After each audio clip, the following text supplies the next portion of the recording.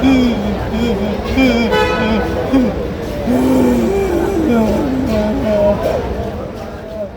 বাটপাটা আপনি ধরাই দেন প্লিজ, সারা বাংলাদেশের মানুষ জানি চিনে।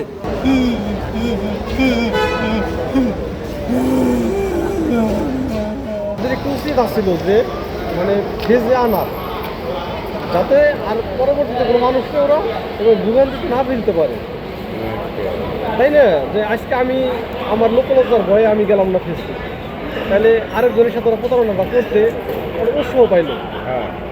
এটা উৎসাহ পাইল না ওরা যে আমরা তো এই কাম করতেছি। আর যদি এটা ফেজে আসে, কেউ না কেউ যেমন ভাইয়ের লাইফটাই করলো, যদি পরে তো কেউ না কেউ চিনে ও বাংলাদেশে কোন জায়গায় বাড়ি, ভাই যদি কমেন্ট করে যে ও বাড়িটা কোন জায়গায়, তখন তো অনেকে নিচে কমেন্ট করে বাইরের প্রোগ্রাম চিনি অমুক জায়গায় বাড়ি করতে পারে। এটা মানে ছোটতে থেকে একটা জিনিস বড় হয়, লাইফটা ছোটতে থেকে দেখা গেছে আস্তে আস্তে বড় হয়। কেউ তো অবশ্যই চিনে, অবশ্যই কেউ না কেউ ওকে চিনে। এই বাটপাটটা যত প্রতারণা এইটাই, আমি জানি না যে এর আগে কখনো কেউ ক্ষতি করছে কিনা। যদি যেমন বাই লাইফ যদি এরকম প্রতারণা কেউ হয়ে থাকেন বা কারোর সাথে করে থাকে, ওনাকে এটাই বলতেছে, তাইলে আপনারাও কমেন্ট বলেন। ওর এই দেখেন ইনফরমেশন বিটি দিয়ে চ্যানেল, ওর এই চ্যানেলের মাধ্যমে ও মানুষের সাথে যোগাযোগ করে, যোগাযোগ করে ও বলে যে আমার তো বিভিন্ন জায়গায় আমি ট্যুর করি, বিভিন্ন জায়গায় আমি ঘুরি, চলাফেরা করি। তাইলে দেখা গেছে যে চলাফেরা করতে করতে আমার বিভিন্ন জায়গায় লোকের সাথে পরিচয় আছে, আপনারা আমি একটা চাকরি দিতে পারো। মানুষের দুর্বলতাটা সুযোগ নেয়।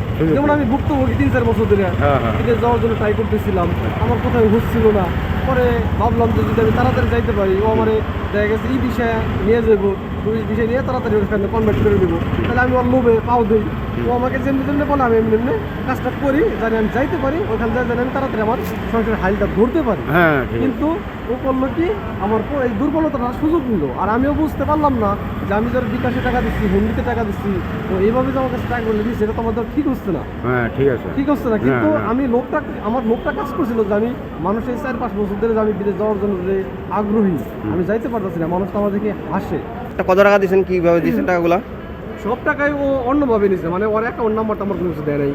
ও যে বিভিন্ন জায়গায় বিভিন্ন হুন্ডির নাম্বার দিচ্ছে, বিভিন্ন জায়গায় থেকে হুন্ডির নাম্বার দিয়ে আমার কাছ থেকে বিভিন্ন সময় টাকা নিচ্ছে। আজকে ও টিকিট মিকেট সব কিছু আমার দেয়, কিন্তু আমিও বোকা যে আমি তো আর জানি না, কোনোদিন তো বিদেশ যাই নেই। ও টিকিট মিকেট তো আমি কোনো জায়গায় চেক টেক করাই নেই। করানোর পরে এখান থেকে ইমিগ্রেশন স্যার বলতেছে তোমার নামে তো কোনো এন্ট্রি নাই, তোমার নামে এন্ট্রি নাই, আর এটা তো হয় না, এইভাবে তোমার তো এটা প্রতারণা করছে তোমার সাথে। পরে আমি বুঝতে পারলাম যে হয় এটা আমার সাথে তাহলে প্রতারণা হয়েছে।